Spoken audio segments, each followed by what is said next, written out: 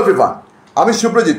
তো আজকে Windows production company তাদের তরফ থেকে একটা টিজার ছাড়া হয়েছে 2 ঘন্টা আগে। তো উইন্ডোজ প্রোডাকশন কোম্পানির কারা কর্ণধার আপনারা সবাই জানেন, নন্দিতা রায় আর শিবপ্রসাদ মুখার্জি। তো তাদের আরেকটা সিনেমা বেরোচ্ছে আমার বস, সেটা মে 9 তারিখে আসছে। তো এই সিনেমাতে লিড রোল প্লে করছেন রাখি গুলজার। রাখি গুলজার, যিনি 22 বছর পর আবার সিনেমার পর্দায় ফিরছেন। আর তার ছেলের রোলে এখানে রয়েছেন শিবপ্রসাদ মুখার্জি স্বয়ং। তো শিবপ্রসাদ মুখার্জি সে আর কি একটা অনেক বড় কোম্পানি গোস্বামী অ্যান্ড সন্স, তার সিইও। আর যতদূর তার ক্যারেক্টারটার নাম আমার মনে হচ্ছে, তার নাম হচ্ছে অনির্বাণ। তো সে হচ্ছে নিজের মায়ের একদম আদুরে ছেলে। তো তার মা যথেষ্ট বয়স হয়েছে রাখি গুলজারের, তো এখানে তার যথেষ্ট বয়স। তো সে আর কি তার ছেলে তাকে খাইয়ে না দিলে সে খাবে না। তো তাদের মধ্যে কিন্তু একটা দারুণ বন্ডিং আমরা দেখতে পাবো। তো এবারে আমরা এই উইন্ডোজ প্রোডাকশন কোম্পানির এই 2 ডিরেক্টরকে আবার কিন্তু তাদের চেনা ছন্দে আমরা দেখতে পাচ্ছি।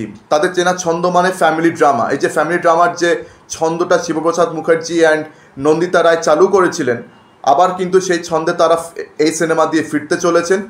তো এটা কিন্তু আবার ফ্যামিলি ড্রামা হবে, মানে প্র্যাকটিক্যালি এটা মা আর ছেলের গল্প হবে।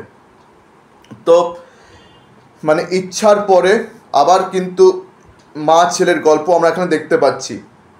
তো ইচ্ছা বেরিয়েছিল সাল 2011-তে। তো একদম প্রায় 14 বছর পর মে মাসের 9 তারিখে আমরা আরেকটা মা ছেলের গল্প দেখতে পাবো।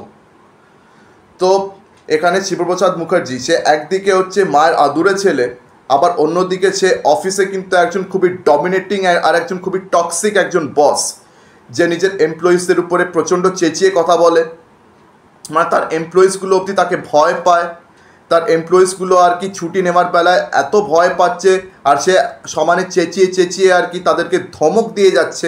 প্রচণ্ড বেশি একটা ডমিনেটিং, প্রচণ্ড বেশি টক্সিক একজন আর কি সে বস। তো তার এমপ্লয়িজগুলো রীতিমতো ভয় পেয়ে রয়েছে, এমনকি তাদেরকে ধমকি দিচ্ছে যে তাদেরকে স্যালারি দেবে না। আর এদিকে রাখি গুলজারেরও আমরা আরেক দিক দেখতে পাচ্ছি। তো সে নাকি তার নিজের ছেলের যে কোম্পানি, সেখানে নাকি সে একজন এমপ্লয়ি। তো সেই রাখি গুলজার এই টিজারের লাস্টে একটা ইম্পর্টেন্ট ডায়লগ দিচ্ছেন যে তুমি আশা করছো যে তোমার এমপ্লয়িজরা চুটিয়ে তোমার জন্য কাজ করবে, কিন্তু তাদের মনটা বোঝার কি দায়িত্ব তোমার নেই? মানে রাখি গুলজারের এই ডায়লগটা খুব ইম্পর্টেন্ট একটা ডায়লগ। তো এখানে আমরা মা ছেলের কাহিনী তো দেখবই, তাছাড়া শিবপ্রসাদ মুখার্জি তিনি যে মানে একজন বড় কোম্পানির সিইও গোস্বামী অ্যান্ড সন্স, তো সে কীভাবে আর কি নিজের এমপ্লয়িজদের উপরে ডমিনেট করে, তার ডমিনেটিং নেচারটাও দেখতে পাবো। অ্যান্ড এই সিনেমাতে কিন্তু অ্যাক্ট্রেসেস প্রচুর আছে। সৌরসিনী মৈত্র রয়েছেন, তাছাড়া আরও অনেক অ্যাক্ট্রেসেস এই সিনেমাতে মজুদ থাকবে। তো রাখি গুলজারকে অনেক বছর পর দেখতে পাচ্ছি সিনেমার পর্দায়। তো রাখি গুলজারকে কিন্তু এই টিজারে ব্যাপক লাগছে বস, ব্যাপক লাগছে। তো রাখি গুলজারকে আর কি এই সিনেমার পর্দায় ফিরিয়ে আনার জন্য আমি শিবপ্রসাদ মুখার্জি এবং নন্দিতা রায় দুজনকে ধন্যবাদ জানাতে চাই, যে আপনাদের চেষ্টার জন্য রাখি গুলজারকে আমরা আবার সিনেমার পর্দায় আরেকবার দেখতে পাচ্ছি।